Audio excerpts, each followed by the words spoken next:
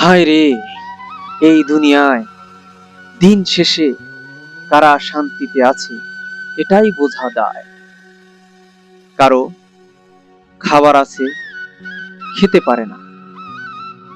কারো মুখে রুচি আছে, খাবার না থাকার কারণে সে খেতে পারে না।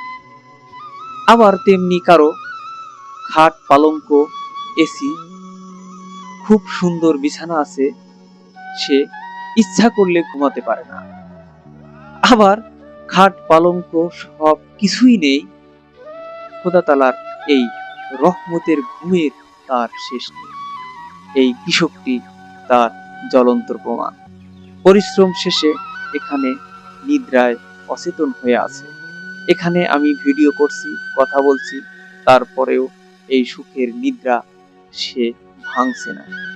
আল্লাহ তাআলা আসলে রহমতের ঘুম এই খেটে খাওয়া মানুষের মাঝেই আসল সুখ দান করেছে। আসসালামু আলাইকুম।